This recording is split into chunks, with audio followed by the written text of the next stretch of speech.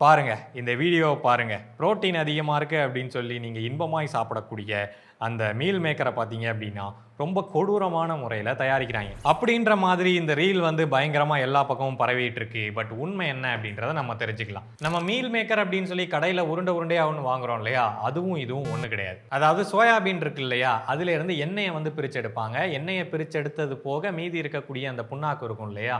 அத வந்து உருண்டை உருண்டையா மாத்தி கடைகள்ல விக்கக்கூடியது தான் நம்ம இன்னைக்கு கடையில வாங்கக்கூடிய அந்த ரவுண்ட் ரவுண்டா இருக்கக்கூடிய மீல் மேக்கர் அப்படின்னு சொல்லக்கூடியது. ஆனா இது என்ன அப்படின்னு சொல்லி கேட்டீங்கன்னா, இது வந்து சோயா சாப் அப்படின்னு சொல்லக்கூடியது. இதோட மேனுஃபேக்சரிங் ப்ராசஸ் வந்து கொஞ்சம் மாறுபட்டது.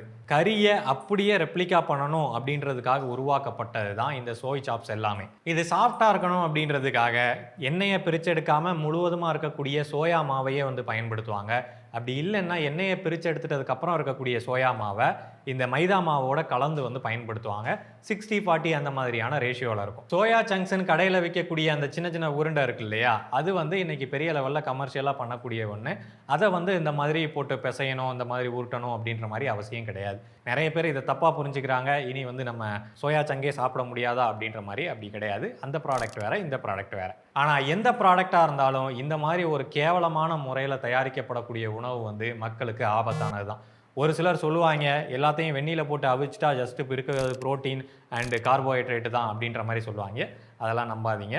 நமக்குன்னு ஒரு இது வேணும். அதாவது ஒரு குவாலிட்டி வேணும். ப்ராப்பராக ஹைஜீனான முறையில் தயாரித்து வந்தால் மட்டும்தான் அது மக்கள் உண்ணக்கூடிய சரியான உணவு.